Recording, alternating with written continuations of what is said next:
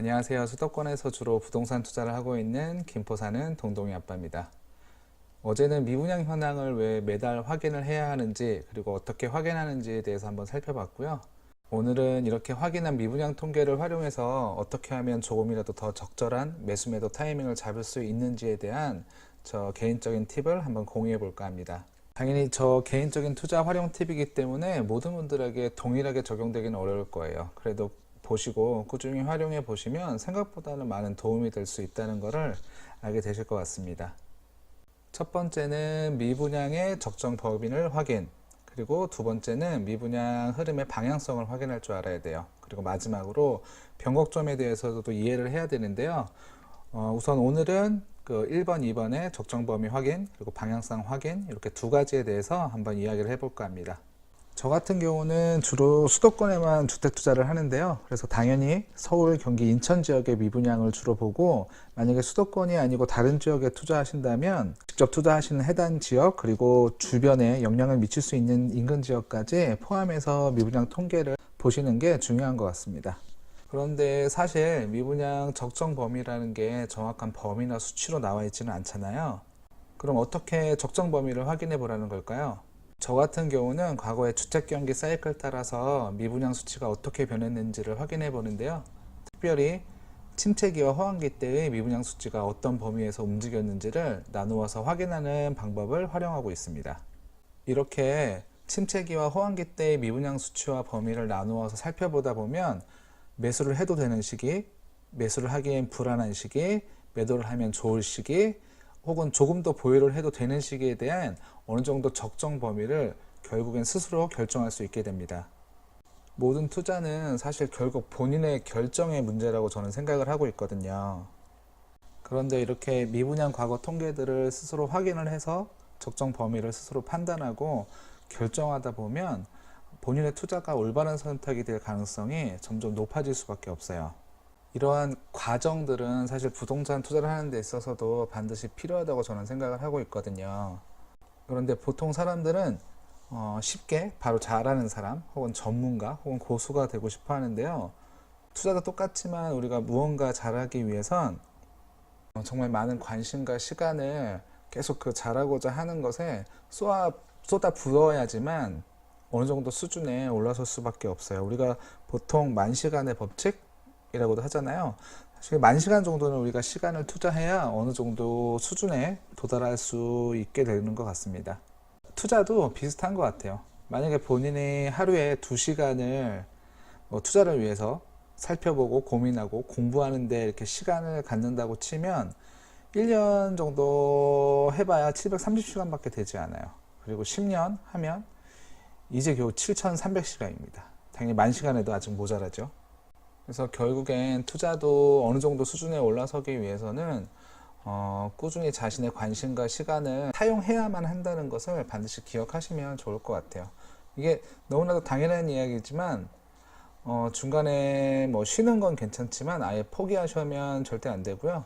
그리고 투자라는 게 아주 뭐 손쉽게 돈을 버는 방법이라고 생각을 하고 계신다면 사실 그 생각부터 버리시는 게 투자에 성공하기 위해서는 대단히 중요한 것 같아요.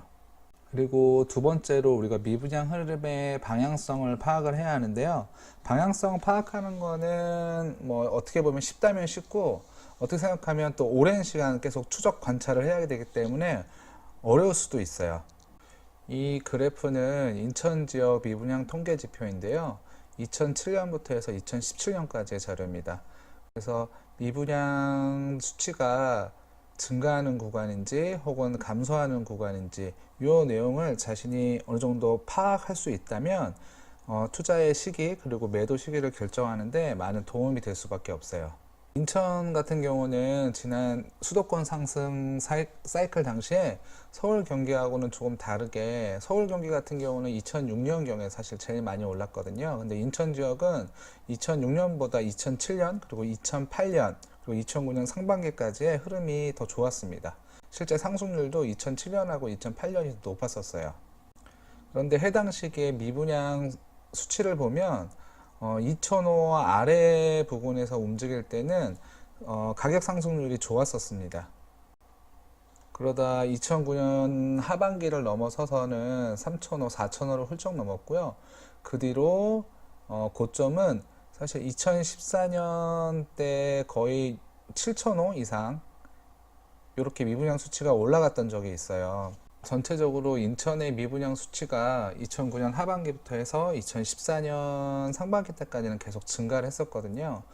그러니까 대략 시기로 보면은 5년 가까이 미분양이 증가했어요. 근데 이럴 때는, 이렇게 계속 증가할 때는 사실 가격이 오르긴 힘들겠죠. 근데 우리가 가격 하락에 대해서도 한번 생각을 해봐야 되는데요. 흔히 주변에서는 부동산 하락이 발생하면 올랐던 가격이 한 번에 다 하락한다고 생각하시는 분들이 있어요. 근데 실제 부동산 가격은 그렇게 움직이지 않거든요. 만약에 2009년 하반기부터 가격 하락이 발생했다고 하면 실제 하락이 멈췄던 2014년 상반기 때까지 가격이 매달 조금씩 빠지는 거예요.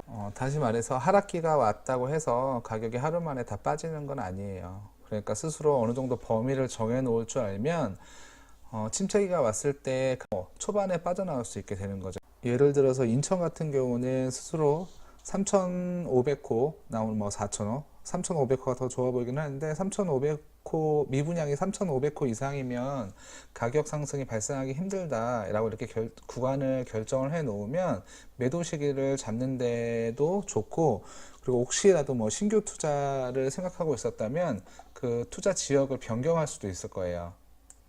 그러니까 스스로 방향성을 확인해서 적정 범위를 결정해 놓는 거예요. 예를 들어서 인천의 경우는 미분양이 1,000호 부근에 있을 때는 투자를 하기에 적당한 시기인데 1,000호 부근에 있다가 3,000호를 넘어가면 팔고 기다리는 게 좋겠다, 이렇게 기준을 세워볼 수 있고요. 반대로 미분양이 고점 3,000호를 넘어서 고점으로 갔다가 고점에서 계속 감소해서 3,000호 아래로 떨어지면, 그러니까 이게 다른 거죠. 고점에서 3,000호 아래로 떨어지면 이때는 매수 타임으로 잡겠다, 이런 식으로 스스로 결정을 해 놓으면 생각보다 투자에 많이 도움을 받을 수밖에 없어요. 그런데 또 이런 통계는 한두 달 봐서는, 또 1, 2년 봐서는 잘 눈에 들어오지는 않습니다. 결국은 스스로 아주 오랜 시간을 관심을 가지고 한 달에 한 번씩이죠. 아까 어제 말씀드렸다시피 한 달에 한 번씩 통계들이 나오는데 매달 관심을 가지고 오랜 시간 들여다 봐야지 어느 정도 이런 흐름을 볼 수가 있어요.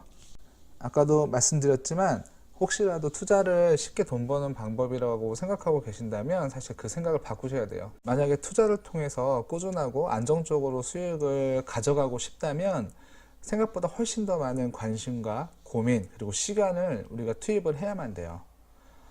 왜냐하면 실제 살펴봐야 하는 지표들이, 지금은 우리가 미분양만 살펴보고 있지만 실제 살펴봐야 하는 지표들이 되게 많거든요. 주기적으로 매달 봐야 하는 것도 있고 매주 봐야 하는 것들도 있고. 그런데 미분양 통계만 해도 어쨌든 우리가 실제적으로 활용하기 위해서는 일단 매달 확인해야 되고 오랜 기간, 장기간 확인을 해야 되기 때문에 사실 쉽지 않은 거예요. 그러니까 혹시라도 투자를 쉽게 돈 버는 방법이라고 생각하고 계신다면 그 생각부터 바꾸는 것이 앞으로 올바른 투자를 오랫동안 하시는데 많은 도움이 되실 것 같습니다. 이렇게 미분양에 대해서 한번 살펴봤고요. 근데 미분양뿐만 아니라 실제 우리가 계속 관심을 가지고 살펴봐야 하는 지표들이 너무 많아요. 부동산 투자의 결정을 올바르게 하기 위해서 이런 지표들이 워낙 많은데 앞으로 제가 꾸준히 이런 지표들에 대해서 한번 제가 보는 지표들 위주로 해서 공유를 한번 해보도록 하겠습니다. 그러니까 많은 관심 부탁드리고요. 그리고 구독도 같이 부탁드리겠습니다.